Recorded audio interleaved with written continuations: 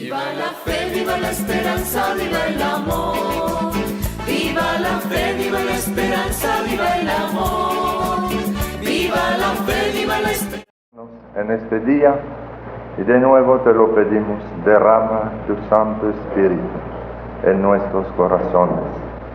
Tu Espíritu de luz y de verdad, tu Espíritu de fortaleza, tu Espíritu de amor, para que podamos descubrir el plan maravilloso que tú tienes en cada familia, en cada comunidad de amor que tú has puesto en nuestros hogares. Virgen María, Madre de la Iglesia, ruega por nosotros hoy para que seamos siempre fieles a seguir a Jesús, tu Hijo. Amén. Hermanos, este tema de la familia, comunidad al servicio de la Iglesia, es un tema muy importante y ustedes saben cuánto sufrimiento hay en la Iglesia de hoy por no haber aceptado ese plan de Dios creador en muchas familias. El año pasado, en el mes de noviembre, yo estaba predicando en las islas del Pacífico, en Polinesia, y una noche, en una gran asamblea, que teníamos una misa especial por los enfermos, le había hablado de la Eucaristía, sacramento de sanación, recordando a estos hermanos cómo la presencia real de Jesús en la Eucaristía es una presencia que actúa y que sana y que transforma. Y seguimos la misa. Y había en la asamblea un hombre ciego que aceptó tanto la palabra, la acogió con tanto amor, que le nació en el corazón ese gran deseo de pedir a Jesús presente en la Eucaristía que lo sanara. Una gracia actual que recibió, una gracia de fe muy grande en la presencia real de Jesús en la Eucaristía. Y en el momento de la elevación, en la elevación de la hostia, el ciego vio una luz grande que llenó toda la plaza en el terreno del arzobispado donde se celebraba la misa. Él vio una luz fuerte que manaba de la hostia consagrada y comenzó a llorar, sollozando mucho. Y cuando terminó de llorar y se secó los ojos, se dio cuenta que estaba sano. La presencia real de Jesús en la Eucaristía había devuelto la luz a sus ojos. ¿Y cuántos matrimonios ciegos están pisoteando la ley de Dios porque no conocen a Jesús? Y nosotros, hermanos, que hemos tenido el privilegio de encontrar a Jesús, debemos levantar a Jesús en alto para que lo vean. Tenemos la misión de levantar a Jesús en nuestra comunidad, y cuando reconozcan la presencia de Jesús en la comunidad, muchos se sanarán de sus males en el matrimonio. Muchos están ciegos porque no conocen la luz, porque no se han encontrado con la luz del mundo. En su exhortación apostólica, Familiares Consorcio, en la tercera parte, número 28, Juan Pablo nos habla de esta gran misión de transmitir la vida. Cuando ustedes y nosotros que trabajamos en el Ministerio de Sanación, cuando tenemos bendiciones especiales así del Señor, la gente queda asombrada y nos mira como si fuéramos extraterrestres. Están asombrados por el carisma de sanación que el Señor está renovando en la iglesia hoy. Y yo quisiera decirle esta mañana, estimados hermanos, esposos y esposas, que ustedes todos tienen un don mucho más grande que este carisma de transmitir salud a los enfermos. Ustedes tienen el don de transmitir vida, y ustedes son canales de vida. Y es una vocación muy grande, un carisma que en nada se puede comparar con el carisma de sanación para quitarle a uno un dolor de cabeza. Ustedes cooperan con Dios para transmitir vida. Y escuchen lo que dice el Papa en la exhortación apostólica. Dios, con la creación del hombre y de la mujer a su imagen y semejanza, corona y lleva a perfección la obra de sus manos. Los llama a una especial participación en su amor y al mismo tiempo su poder de creador y padre, mediante su cooperación libre y responsable en la transmisión de la vida.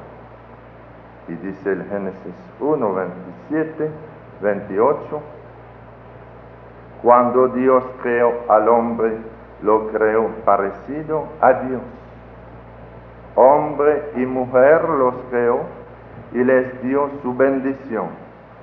Tengan muchos hijos, llenen el mundo y gobiernenlo. Esta traducción de la Biblia, Dios habla al hombre, pero me gusta mucho. Tengan muchos hijos, llenen la tierra de hijos para llenar el reino de Dios. Así vemos que el fin principal y fundamental de la familia, aunque no el único, es el servicio a la vida, el realizar a lo largo de la historia la bendición original del Creador, transmitiendo en la generación la imagen divina de hombre a hombre. Y la fecundidad es el fruto y el signo del amor conyugal, el testimonio vivo de la entrega plena y recíproca de los esposos, aunque no se reduzca, sin embargo, a la sola procreación de los hijos. Aquí termina la cita de Familiares Consorcio. Hermanos, cuando uno se detiene a mirar bien lo que es una familia, cuánto mejor se comprende, qué mejor se comprende la palabra de la Biblia que dice: Dios ha creado al hombre a su imagen y semejanza. Porque vemos en el cielo la Trinidad de amor, Padre, Hijo y Espíritu Santo, que son tres personas distintas, realmente distintas, pero tan unidas en el amor que forman un solo Dios. Y en la tierra, la familia es imagen y semejanza de la familia divina, según el plan de Dios. El Padre, la Madre y el Hijo deben estar tan unidos en el amor que lleguen a formar una sola familia. Como la familia divina, sobre la tierra está el reflejo de la Trinidad en el Padre, la Madre y el Hijo. Y este es el plan hermoso de Dios. Pero el demonio trata de destruir este plan. Según el plan de Dios, nadie va a decir: yo tengo 2 hermanos de padre y 3 hermanos de madre, mientras sus padres están vivos. ¿Verdad que no? Pero el plan del demonio es destruir este reflejo de la Trinidad divina en la tierra. Y el desorden es el que hace sufrir tanto a los hijos. Y el Señor nos ha dado un sacramento hermoso para favorecer esa vida humana, para protegerla, para darle estabilidad al hogar, y es el sacramento del matrimonio. que es consagración del esposo y de la esposa en el Señor. Es consagración de su unión matrimonial. Y después de esta consagración, en el sacramento, en esta cosa sagrada, ya están consagrados para siempre. Así como se consagra la hostia, y no se le puede quitar su consagración. Y aunque yo tome la hostia consagrada y la rompa en 2 o en 4, yo no le quito su consagración. Así tampoco no puedo quitar al esposo y la esposa su consagración después que su matrimonio ha sido bendecido, hecho de una manera lícita y voluntaria. Ningún poder en la tierra es capaz de quitar esa consagración. Y si yo tomo la hostia consagrada y la tiro por el suelo, en el lodo, no le quito su consagración, allí está Dios. Así tampoco voy a quitar la consagración a una pareja que está consagrados en el Señor por el matrimonio, el sacramento. Y este sacramento que le da estabilidad al hogar es una gran bendición también para los hijos, que no se ven abandonados. Hermanos, según el plan de Dios, el matrimonio es una institución estable que protege la vida del hijo, que es la pequeña iglesia doméstica donde se está forjando el ciudadano del cielo. Y pronto vamos a celebrar nosotros la fiesta de Navidad. Es una de las fiestas más hermosas, más hogareñas. En la misa el sacerdote sale con ornamentos blancos para celebrar el nacimiento de aquel niño maravilloso que es el Hijo de Dios. Pero 3 días más tarde vamos a celebrar otra fiesta, una fiesta sangrienta, la fiesta de los santos inocentes. Y ese día se nos presenta delante la figura siniestra de Herodes, matando a los niños de Belén, de 2 años por abajo. Aquel Herodes que dicen que murió lleno de remordimientos, mirándose las manos porque le parecía tenerlas teñidas de sangre, con la sangre de aquellos inocentes que él había matado, que él había mandado a matar, porque quería hacer desaparecer a Jesucristo, porque tenía miedo que Jesucristo le estorbara su comodidad, le hiciese perder su dinero, le hiciera perder su trono. Crimen horrible de Herodes, manos manchadas de sangre. Pero lo horrible y lo trágico es que por nuestras calles y por nuestras plazas y por nuestros despachos y por nuestras oficinas y por nuestras mismas iglesias con la cara muy alta hay muchos Herodes, peores que Herodes todavía, porque Herodes no mató a ningún hijo suyo. Hay Herodes que llevan las manos tintas en sangre porque han muerto a sus propios hijos. Antes que llegaran a la luz del día, los han matado. Y en vez de preparar una cuna a sus hijos, le preparan un ataúd. O peor todavía, los botan a la basura, al zafacón, y llevan las manos manchadas de sangre inocente. Y a estos la sociedad no los recrimina. Tal vez le decimos que son listos, que van con cuidado, que se aprovechan de los adelantos. Hermanos, ¿será que los adelantos sirven para multiplicar el crimen de Herodes? ¿Será eso la ciencia? Ahí tenemos al hombre sin Jesucristo, un vulgar criminal que asesina tranquilamente a sus hijos. Sin Jesucristo, ¿qué hace el hombre de la institución del matrimonio? Por eso digo, hay que levantar en alto a Jesucristo para que ilumine tantas tinieblas que hay en nuestras familias. El único capaz de transformar esos corazones que están cegados por el egoísmo es Jesucristo, con el poder de su Espíritu, capaz de dar luz a estos ciegos espirituales.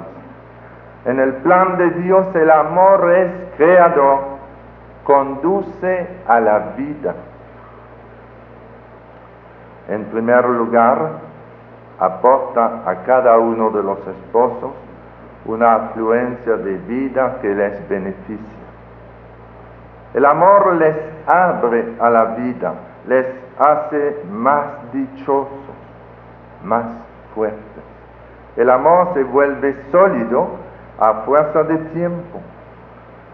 Las solicitudes de la vida en común tejen cada día con más fuerza la trama de esa ternura profunda que hace a las parejas radiantes y fuertes. Y la gran maravilla del amor conyugal verdadero es que resiste al desgaste del tiempo. Yo digo que eso es como los carismas, que más ustedes lo viven, más se fortalecen. Y el amor verdadero resiste al desgaste del tiempo. Ustedes han visto abuelitos y abuelitas que se querían tanto que cuando se muere el uno, ya el otro no puede seguir viviendo. Y lo sigue a la eternidad. No aguanta, que le falta su media naranja. ¿Verdad que sí? El amor se fortalece cuando es auténtico. El amor bendecido por Dios. A mí me recuerda, una vez en mi parroquia en Sánchez había una pareja que celebraba su boda de oro. Y ahí yo vi que a pesar de que esos viejos tienen mucho amor, vemos que sinceramente también han vivido problemas. Y teníamos una cena debajo de una mata de mango, y había una cena de campesinos, vecinos, que celebraban la boda de oro. Y era algo muy simpático. Y al terminar la cena con puerco asado y con arroz y con mucho gozo y un poquito de vino, al terminar la cena, uno dijo al viejo: ahora, antes de despedirnos, tú nos vas a hacer un discursito, tú nos vas a decir algo. Y el pobre campesino se levantó. Por primera vez en su vida hablaba en público y estaba muy apretado. Y se levantó y dijo: cuando yo me casé, yo quería tanto a mi esposa que quería comérmela. Y dice: y ahora, a veces yo me pregunto por qué no me la comí.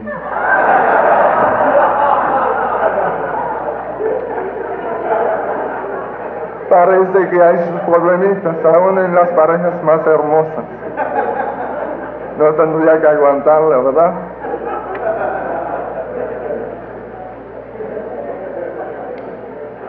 Digo, en el plan de Dios, el amor es creador, les abre a la vida y va más lejos aún. Es un gran impulso misterioso que no se acaba en ellos. El amor hace a los esposos salir de sí mismos. No es un egoísmo doble, acaba en el hijo. Los que dicen que el hijo es una molestia no saben lo que éste aporta al amor, ¿verdad, Pepe? Nosotros estábamos en Tierra Santa y Pepe estaba preparando su matrimonio para casarse en Cana de Galilea con Susana. Estábamos hablando de eso. Qué hermoso va a ser cuando ustedes representen aquí en la tierra la Trinidad. Van a 2 o 3 años de eso. Y ya la Trinidad se multiplicó por 2. Pero qué hermoso. Los que dicen que el Hijo es una molestia no saben lo que éste aporta al amor. No han comprendido que el Hijo es el amor encarnado.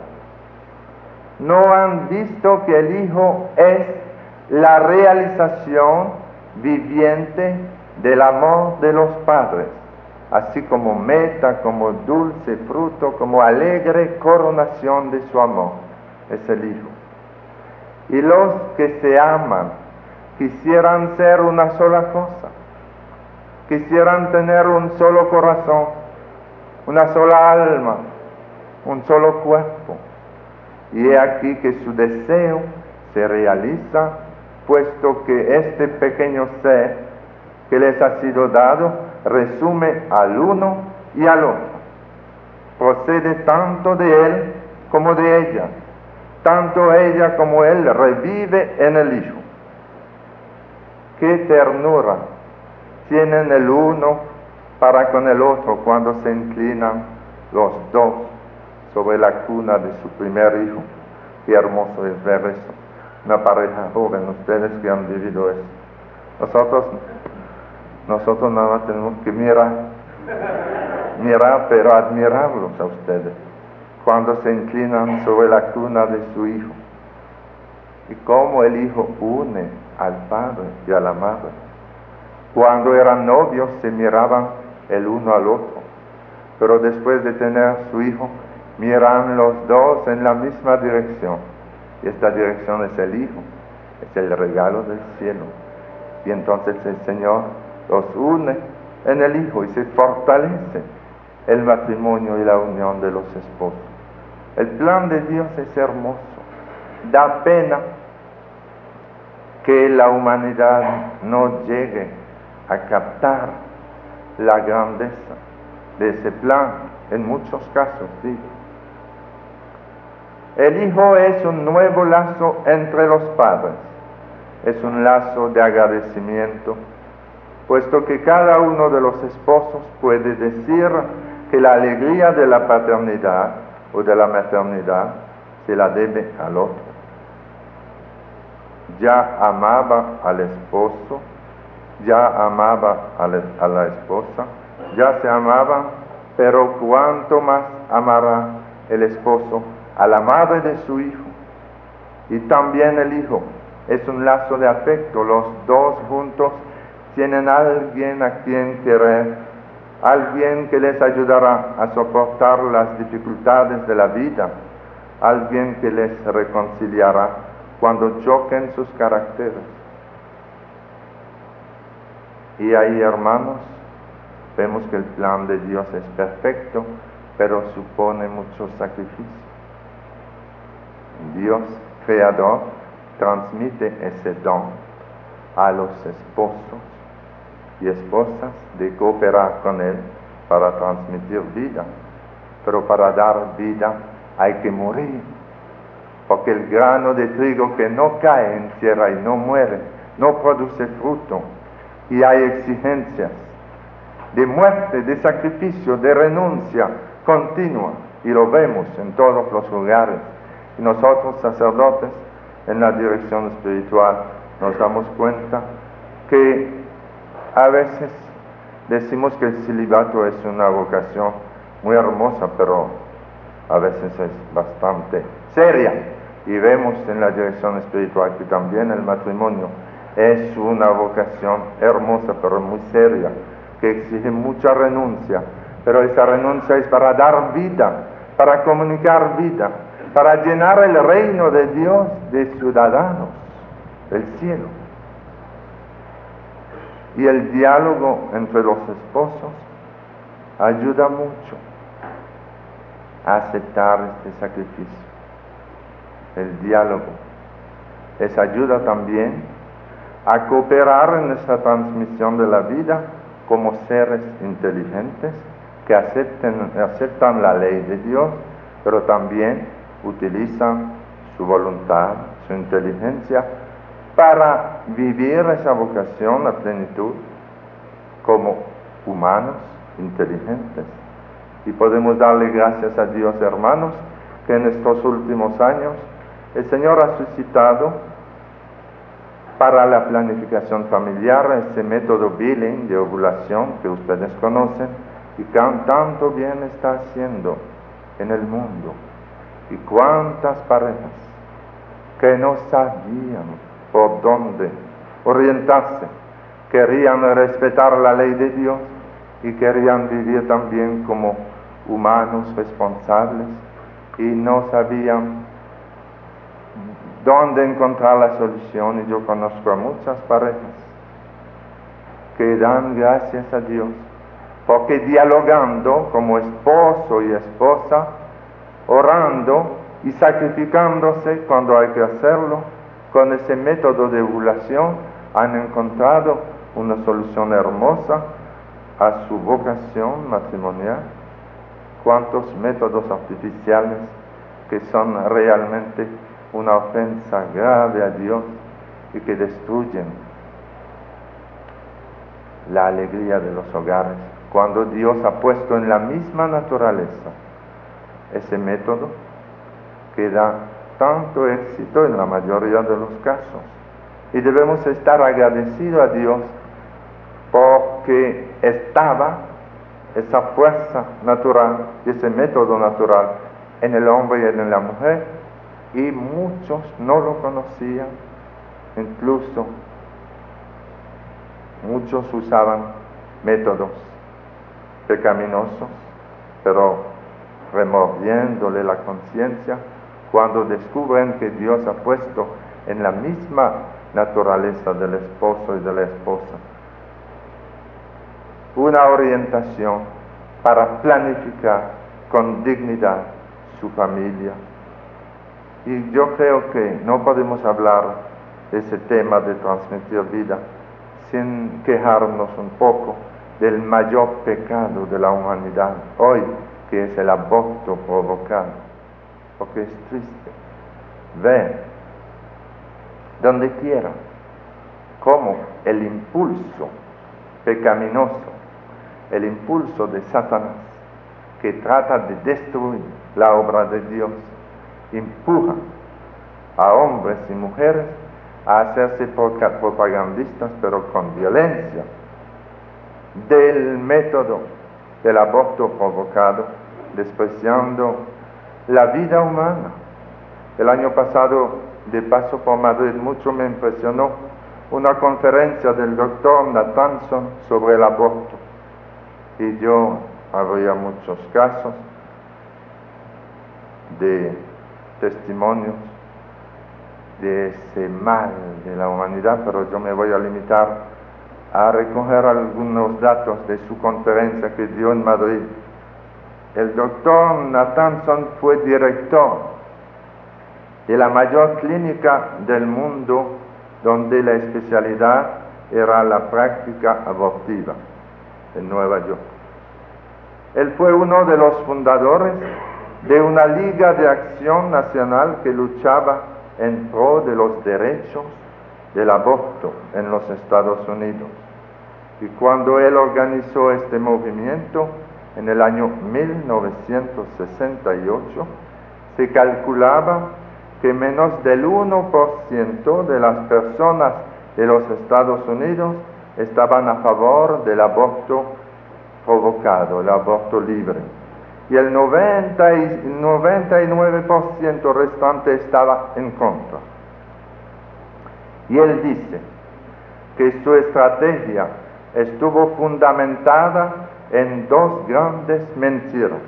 Una de ellas fue la falsificación de los datos estadísticos o de los datos de las encuestas que decían haber hecho. Y la otra estrategia fue buscar una víctima a quien poder achacar lo que ellos llamaban los males consecuentes por no estar permitido el aborto en los Estados Unidos. Y esta víctima fue la Iglesia Católica, y más concretamente sus representantes más significativos, los obispos. Y ese médico que ahora da vuelta al mundo para reparar sus mentiras, para tratar de contradecir lo que afirmaba en aquel tiempo, afirmaba en Madrid lo siguiente, dice: una de las tácticas favoritas, de la cual tienen ustedes que tener mucho cuidado, tienen que estar muy en alerta, es la de los datos estadísticos falsos y las cifras que se utilizan. Cuando nosotros empezamos en el 68, dice él, tomamos la cifra de 1 millón como la cifra de abortos reales e ilegales que se llevaban a cabo en los Estados Unidos todos los años. Nosotros sabíamos perfectamente bien que la cifra real era alrededor de los 100,000 nada más. Pero claro, 100,000 no era una cifra importante. Y entonces lo que hicimos fue multiplicarla por 10 para que así fuese lo suficientemente dramática y llamara la atención del pueblo norteamericano. Del mismo modo, nosotros decíamos que la cifra de muertes debida a los abortos ilegales se aproximaba a las 10,000 anuales en los Estados Unidos, aunque sabíamos perfectamente bien que la cifra real era nada más de unos 200. Pero como antes esta cifra no era suficientemente dramática, había que buscar un número mayor y tenía que ser todo ello más trágico. Esta táctica, la táctica de la gran mentira, cuando se repite muchas veces, tiene mucho éxito, es muy eficaz.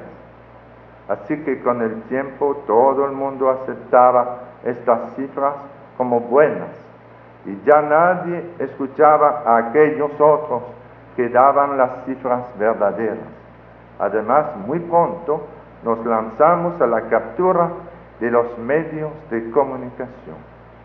En el 1971, el doctor Nathanson fue nombrado para dirigir el Centro de Salud Sexual, que era una clínica de aborto que se acababa de abrir en la parte este de la ciudad de Nueva York.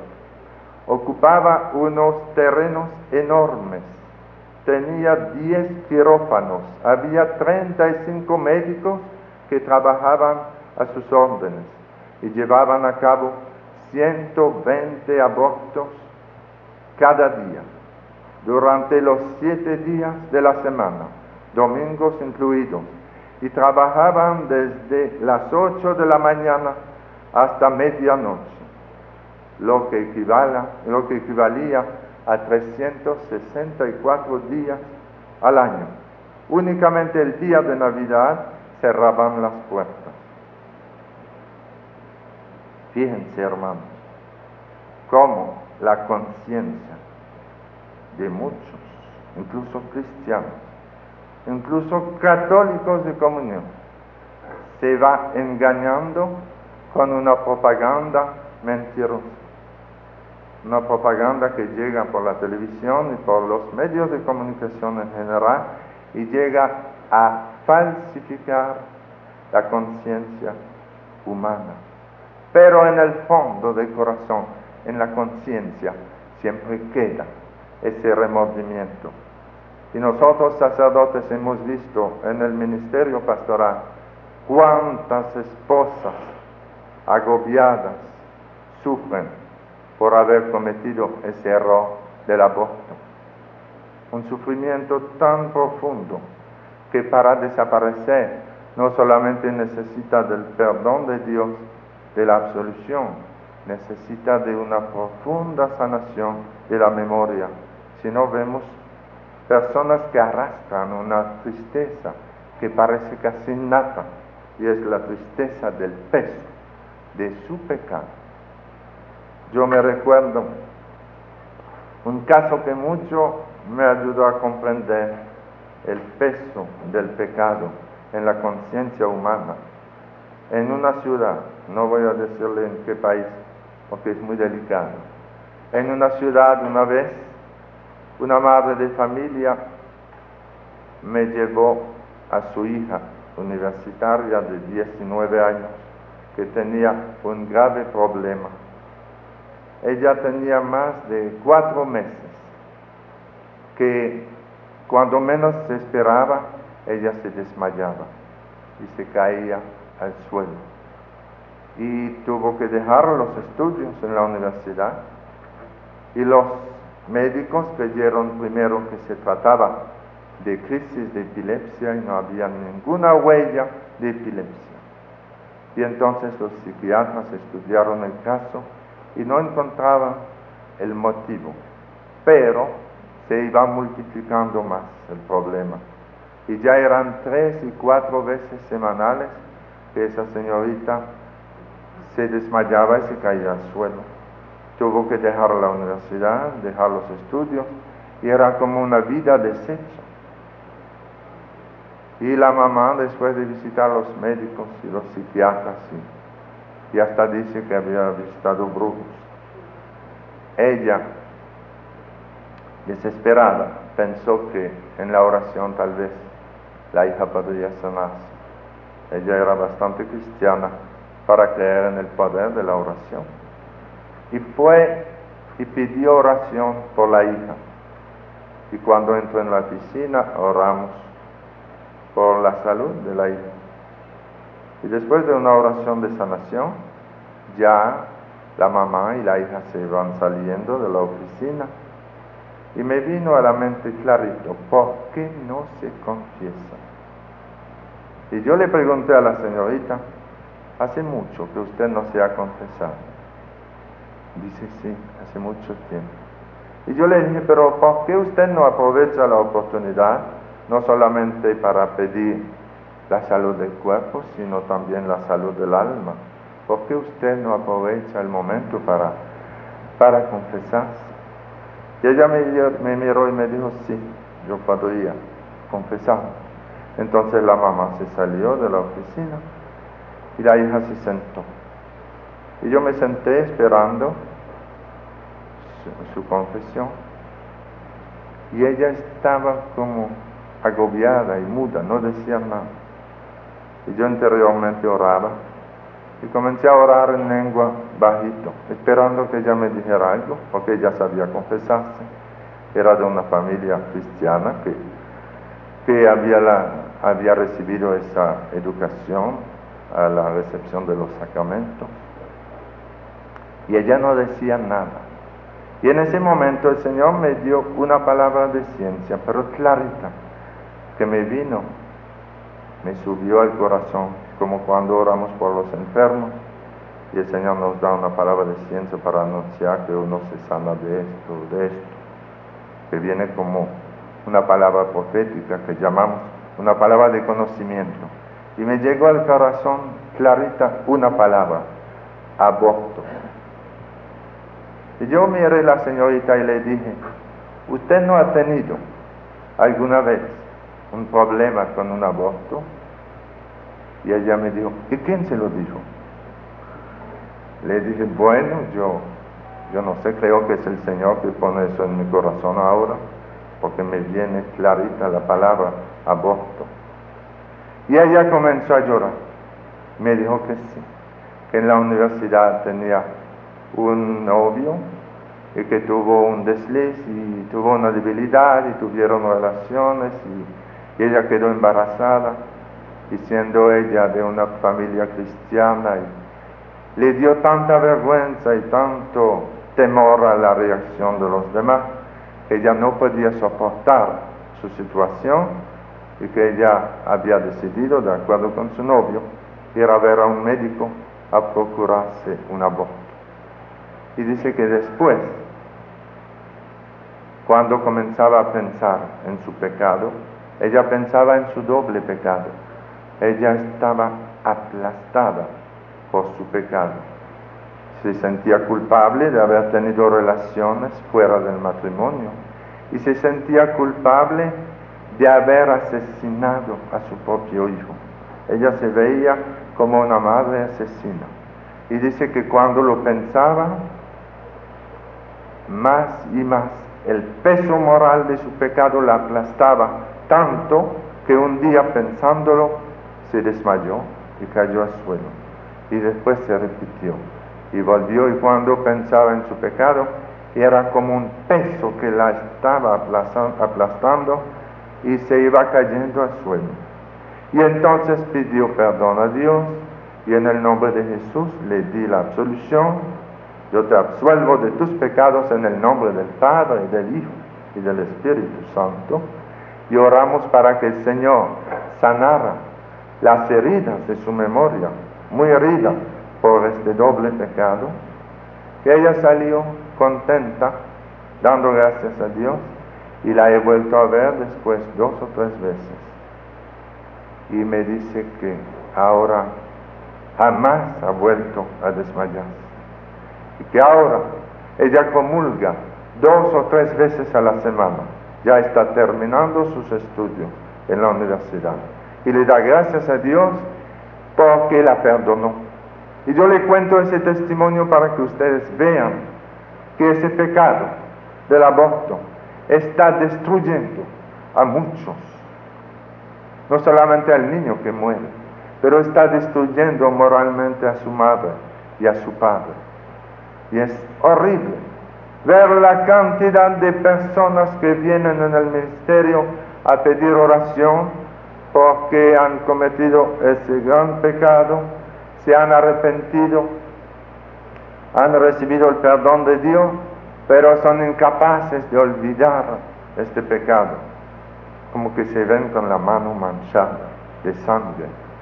Y el Señor, en esta renovación cristiana en el Espíritu Santo, nos da a todos los cristianos un poder para orar por la sanación de las heridas, de los recuerdos, que es la única manera de salir finalmente de este pecado. Es no solamente que Dios perdone el pecado, pero que haga como hizo con Pedro, que sanó las heridas de su memoria. Pedro había negado 3 veces a Cristo y Cristo lo perdonó, y Pedro sabía que había sido perdonado. Pero él, cerca de una brasa encendida, cuando la sirvienta le preguntó si él era también uno de ellos, de Jesús, él dijo que no, y por 3 veces negó que él era discípulo de Jesús, cerca de un fuego encendido. Y después, cuando Jesús subía al Calvario y Pedro se encontró con los ojos de Jesús, que lo miraba y que lo perdonaba, y Pedro lloró amargamente su pecado, pero Pedro no podía olvidar su triple negación. Y Jesús nos da en ese pasaje del Evangelio un ejemplo hermoso de lo que puede ser una sanación de los recuerdos. Jesús, después de su resurrección, un día al lado del lago de Tiberíades, se aparece, los apóstoles estaban pescando y le pregunta si habían cogido algunos pescados, y ellos reconocieron a Jesús y llegaron muy contentos, y Jesús estaba preparando el desayunito de los apóstoles y la brasa encendida. Pero lo que Jesús buscaba no era tanto darle el desayuno a los apóstoles, era preparar lo que venía después. Después de darle su desayunito y preparar pescados y comer, él, al lado de la brasa encendida, llamó a Pedro y le preguntó por 3 veces: Pedro, ¿me amas? Pedro, ¿me amas más que esto? Y Pedro, contestando que sí, Señor, tú sabes que yo te amo. Y por 3 veces Pedro hizo su profesión de amor: Señor, tú sabes que yo te amo, apacienta mis ovejas. Y allí al lado de ese fuego encendido, Pedro recibió la sanación de los recuerdos de su triple negación, al lado de una brasa encendida, al lado del castillo.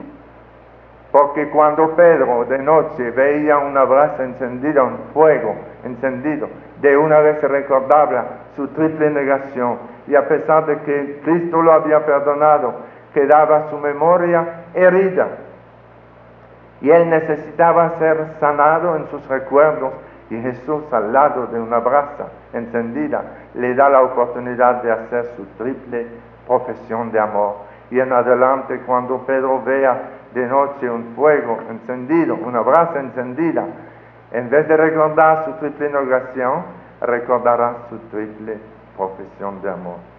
Y qué hermoso, hermanos, ver que el Señor, que sanó los recuerdos de Pedro, está sanando también los recuerdos del pecador arrepentido cuando lo pedimos.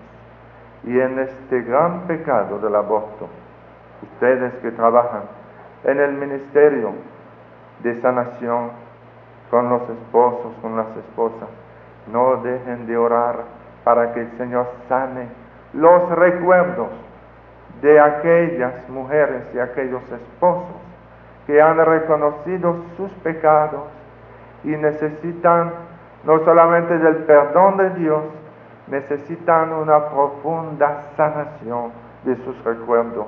Y el Señor lo hace para devolverle la alegría, para devolverle el gozo, para que en vez de arrastrar su vida triste como si fuera camino del Viernes Santo, o camino del Calvario, o camino del cementerio, que ellos, después del perdón de Cristo, después de haber recibido esa sanación interior, sean testigos gozosos, que den testimonio con audacia de Jesús resucitado, vivo y verdadero, porque el Señor está renovando vidas humanas con su perdón y con esta sanación interior. Yo quisiera, hermanos, invitarle a ustedes a darle mucha atención a esas parejas que sufren por haber cometido ese gran error. Y oren y pídanle a Jesús por el poder de sus santas llagas que sane las heridas de su corazón, de su memoria, para que ellos recuperen vida y en abundancia, que tengan vida en abundancia. Pero nosotros debemos no solamente vivir esta realidad del Evangelio, sino llevarla a los demás y hacerle ver este gran crimen del aborto, que es el mayor pecado de la humanidad de hoy. Muchos se quejan por los 150, los 180 que han sido matados por la dinamita en el Líbano, y con razón.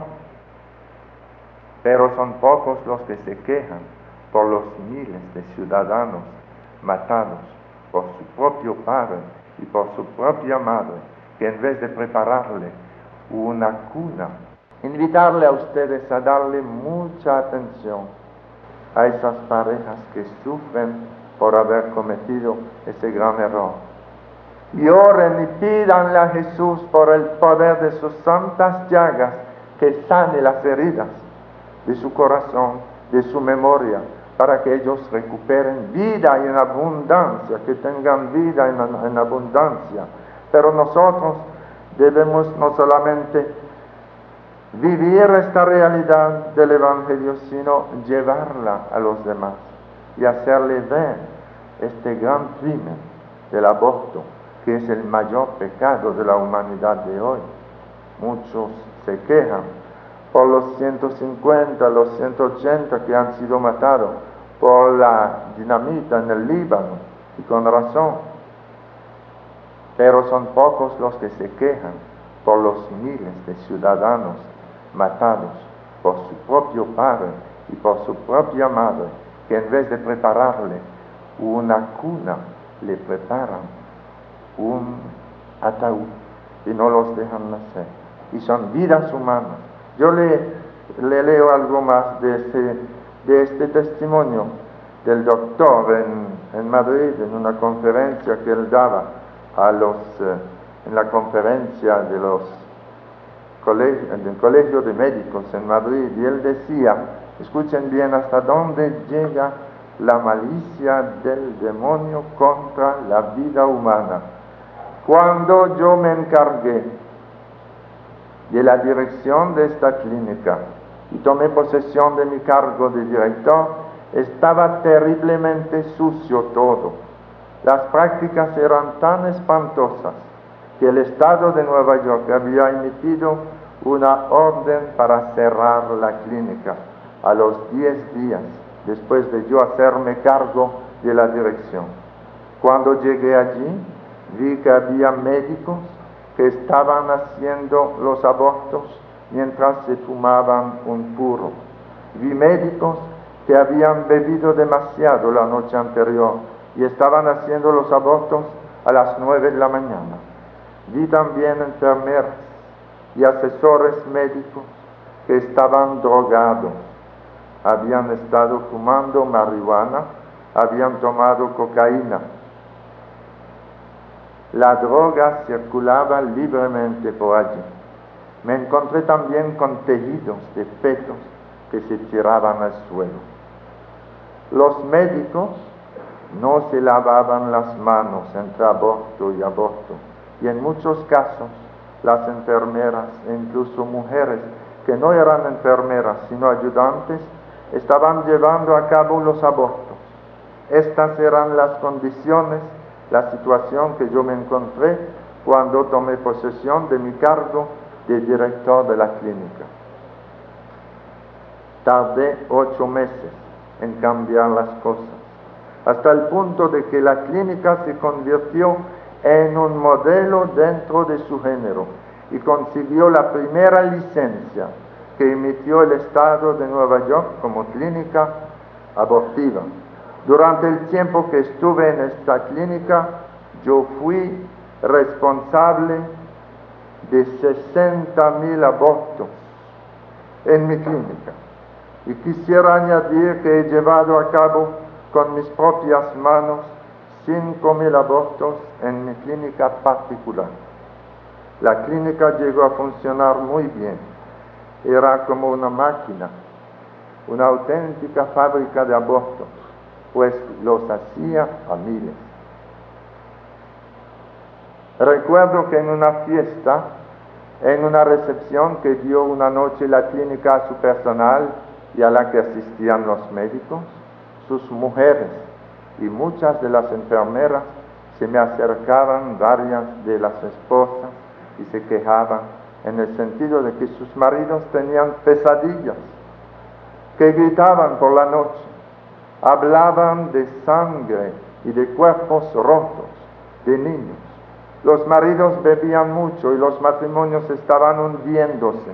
Algunos tomaban drogas, otros se dedicaban a coquetear con las jóvenes que trabajaban en la clínica. Varios estaban ya tan trastornados que tuvieron que ir al psiquiatra, y con el tiempo hubo 2 que tuvieron que abandonar el trabajo, pues estaban verdaderamente enfermos debido a la labor que venían efectuando. Algunos de ellos nunca recuperaron. Muchas de las enfermeras se convirtieron en alcohólicas y otras se marcharon de la clínica llorando. Verdaderamente, aquello fue una experiencia sin precedentes para los que vivimos en aquellos años tormentosos. Estos son gente que parece que han perdido el sentido del pecado. Como hablaba Monseñor Talavera el primer día, y como dice el Papa Juan Pablo II, todo cristiano tiene el sentido sobrenatural de la fe, pero es asombroso ver cómo algunos, a fuerza de pecado, van apagando la fe, y a fuerza de pecado el Espíritu Santo se retira, no los ilumina. Por eso dice el salmista: no me quite tu Santo Espíritu. El pecado más grande, el castigo más grande que puede recibir un hombre es la ceguera espiritual. Y tenemos la impresión que hay cristianos que por el abuso de ese pecado, de abortos y abortos, médicos, enfermeras y hasta madres de familia, como que van perdiendo el sentido sobrenatural de la fe. como decía Juan Pablo II en Lourdes, recordando una palabra de Pío XII, muchos cristianos de hoy han perdido el sentido del pecado. Han perdido el sentido del pecado. Sin embargo, cuando nos acercamos de cerca, vemos que la conciencia sigue remordiendo y estos obreros de la clínica, estos empleados, tenían pesadillas de noche y se estaban volviendo enfermos por causa del pecado. Así como aquella universitaria se desmayaba por el peso moral del pecado, muchos hombres y mujeres de hoy se están destruyendo porque ellos tratan de callar su conciencia, pero la conciencia sigue remordiendo tanto que se destruyen. Y hay otros hermanos que no han perdido el sentido del pecado, pero lo disminuyen tanto que da la impresión que ya eso casi no es pecado. Admiten que hay pecado, pero lo tratan de disminuir como si no fuera casi nada. Eso me recuerda, para que no se duerme nadie, me recuerda una historia de una muchacha que se fue a confesar y decía: Padre, yo me acuso de que yo dije una mentira, pero una mentirita de nada. Y el padre le dijo: ¿tiene otra cosa? Dice: sí, yo hice una cólera, pero muy pequeña. Y el padre le dijo: ya, terminó. Dice ella: bueno, con mi novio hemos hecho un niño, pero es chiquitico.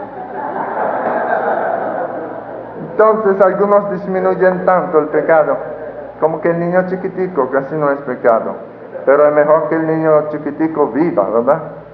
Y que no se vaya a procurar un aborto.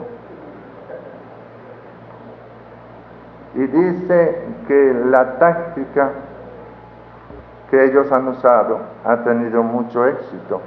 Y yo sé que no es un caso único en Estados Unidos, es un caso mundial. Yo tomo este ejemplo para que entre todos reflexionemos, no nos dejemos engañar por esa propaganda escrita y radial y por estos números que nos da. Hay que verificarlo todo, dice San Pablo, y quedarse con la verdad, con lo bueno. El citado médico terminaba diciendo que él ha cambiado de idea sobre el aborto y ahora da la vuelta a muchos países para tratar de reparar sus errores. Y él decía: como científico, no es que yo crea, sino que sé que la vida empieza en el momento de la concepción, y esta es y tiene que ser inviolable. A pesar de no ser una persona religiosa, decía él, creo con todo mi corazón que existe una divinidad que nos ordena parar este infinitamente triste, inexplicable y vergonzoso crimen contra la humanidad. Y si no salimos victoriosos, si perdemos en esta empresa, la historia nunca nos perdonará. Hermanos, ahora dejemos de mirar los problemas mundiales de los demás y tomemos unos momentos antes de terminar para mirar nuestra propia vida, nuestros hogares. No basta tener fe, hay que tener fidelidad. El Señor nos ha dado fe, pero nos pide tener fidelidad. Fidelidad en nuestro compromiso como sacerdotes, como casados, como religiosos, como religiosas.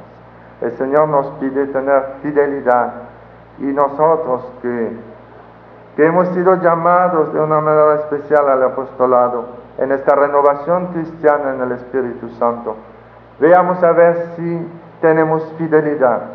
Es increíble a veces ver parejas que trabajan mucho en el apostolado, en la renovación carismática, y son, como dice el dicho, luz en la calle y tinieblas en la casa. y van a limpiar la casa ajena y su casa está sucia de basura. Es increíble ver cómo algunos agentes de pastoral, sacerdotes y seglares, están viviendo, como decía San Pablo, como campanas que suenan.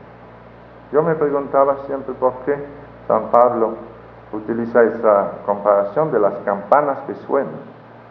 Y un día en oración me vino la idea de que es verdad que la campana en el campanario suena para llamar a la gente a misa, pero ella nunca baja del campanario para ir a misa.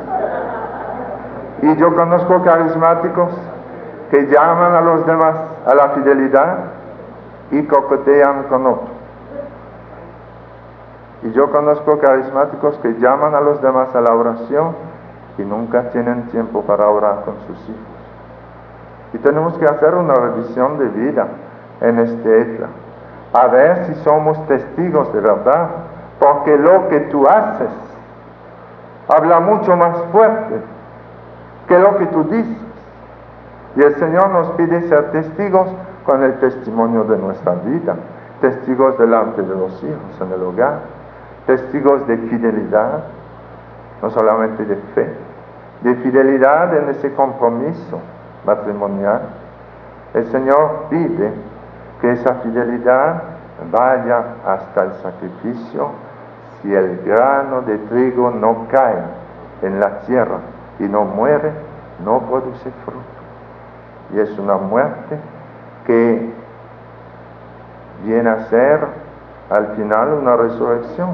Y nuestra vida viene a ser como el rezo del Santo Rosario, que tiene sus misterios de gozo, sus misterios de dolor y sus misterios de gloria.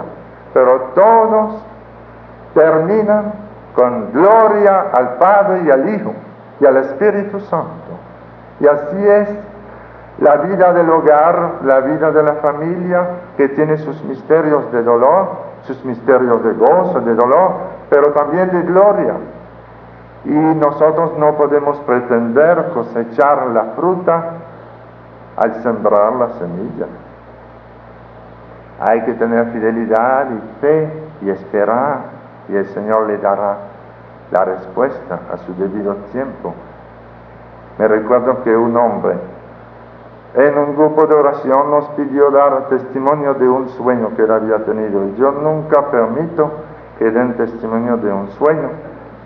Yo le digo que los sueños, la mayoría no vienen de Dios. Hay sueños que vienen de Dios, como el que tuvo San José, cuando el ángel le dijo: levántate, toma la madre y el niño y vete a Egipto. Pero eso es un poco raro. La mayoría de los sueños vienen de una mala digestión, porque no han masticado bien la batata y le produce problemas de digestión. Y a veces hay sueños que vienen del espíritu maligno, puede suceder, pero los sueños no son materia a testimonio en un retiro carismático. Sin embargo, este hombre había tenido un sueño que nos parecía de tanta sabiduría que le dijimos: cuéntalo en la asamblea de oración, porque es una buena enseñanza. Y él dice, es un hombre que trabajaba en el ministerio de sanación, y dice que tuvo un sueño, que en su sueño él había sembrado en una hortaliza bulbos de lirios.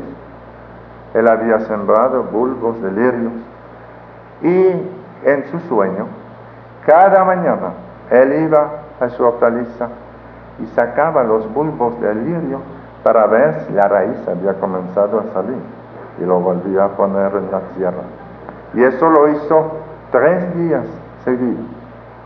Y el 4º día, cuando él fue a la hortaliza a sacar el bulbo de lirio para ver si la raíz había comenzado a salir, ahí vio a Jesús, que estaba de pie mirándolo y riéndose.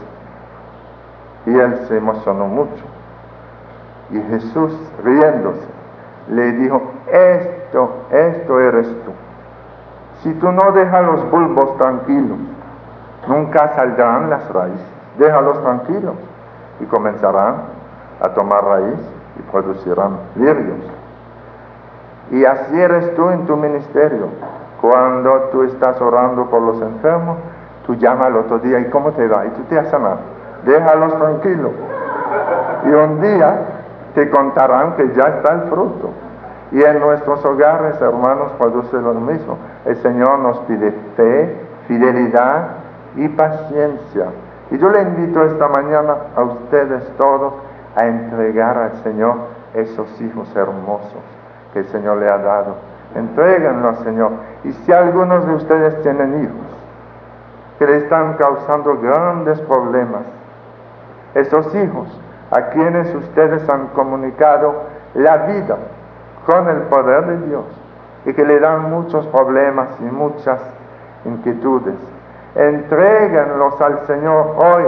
Digan, ya no son míos, te los doy, son tuyos. Y en vez de preocuparse por sus hijos, en fe, comiencen hoy a darle gracias a Jesús por lo que Él está haciendo por sus hijos.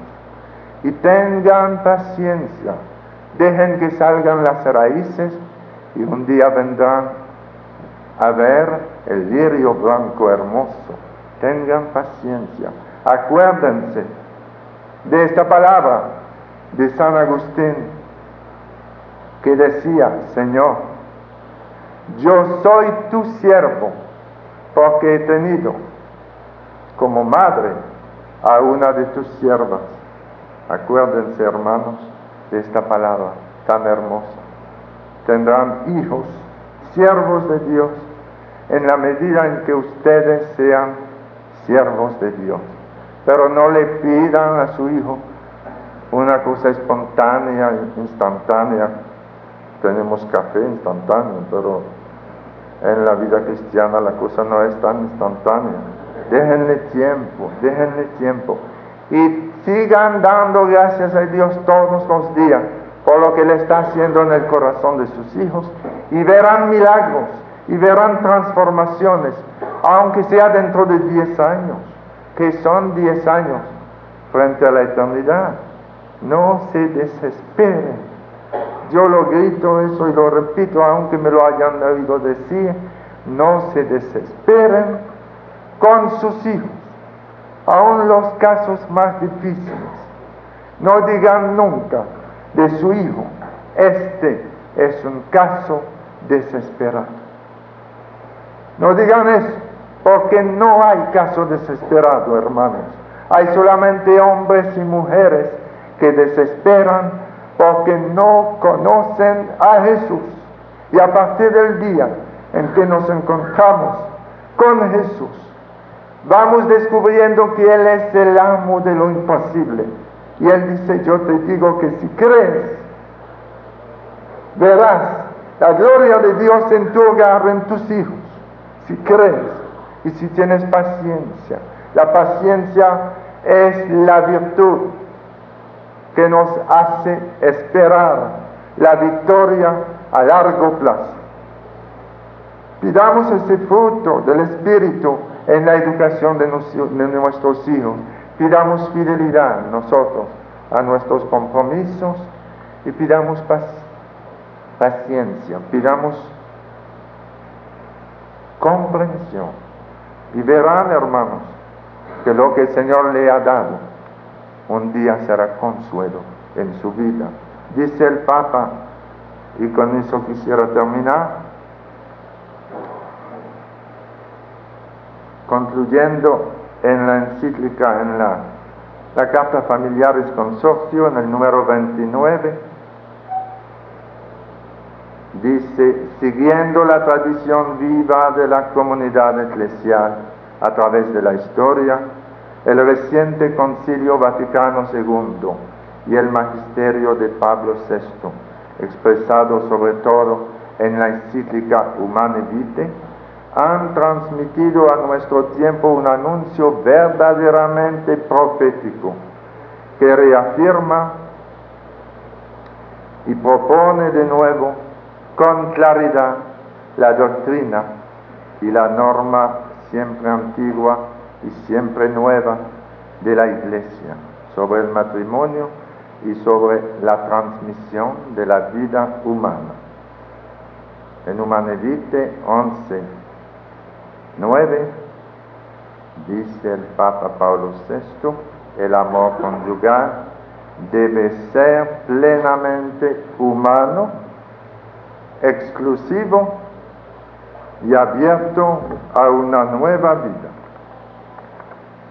Hermanos, le doy un testimonio como conclusión para animar a los jóvenes entre ustedes que todavía pueden tener el gozo de tener hijos, para animarlos a aceptar los sacrificios. El año pasado yo estaba predicando en Cali, en Colombia, y el Señor me ha pedido algo muy difícil que yo nunca había hecho en público. Estábamos celebrando una misa de sanación, y después de la oración el Señor comenzó a darme alguna palabra de conocimiento, y estaba con María, San Giovanni y con Evaristo, y ellos también iban recibiendo palabras de conocimiento para anunciar a la asamblea algo de las maravillas que el Señor estaba haciendo. Para edificar la fe de la asamblea, el Señor nos da esas palabras. Y entonces, después de algunas palabras de conocimiento, a mí me vino una que me impresionó mucho. Y yo me quedé orando en lengua y preguntando, pero ¿será verdad? ¿Será el Señor que me da eso? Porque en vez de una palabra de ciencia diciendo que uno se sana del ojo derecho y el otro del ojo izquierdo, me vino esta palabra clarita: cuéntale a la asamblea lo que le pasó a tu madre cuando naciste. Ay, Dios mío. Y yo lo dije, pero me costó mucho porque, y a ustedes se lo cuento con más facilidad, por lo menos hasta ahora me va mejor. Es que en mi casa había 8 hijos y el médico había prohibido a mi madre terminantemente tener otros hijos, porque si no era la muerte segura. Ya no había perdón. Y ella aceptaba al médico, pero obedeció a Dios y como estaba embarazada, no aceptó lo que quería el médico. Y siguió, pasaron los meses y nací yo, número 9. Y ahora yo le doy gracias a Dios porque mi mamá no aceptó un aborto, porque yo no tendría el gozo de estar aquí con ustedes. Y ella no murió de eso, porque nosotros somos 14 en mi familia.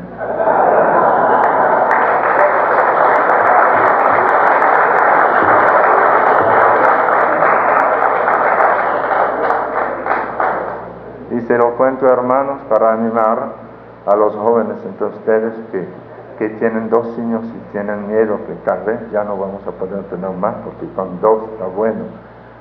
Claro que Dios le va a pedir planificar su familia con inteligencia, con amor, pero piensen en la gloria de un hijo más de Dios en el cielo por toda la eternidad. Y traten de ser generosos, acepten morir cada día para transmitir vida según el plan de Dios, para la gloria de Él.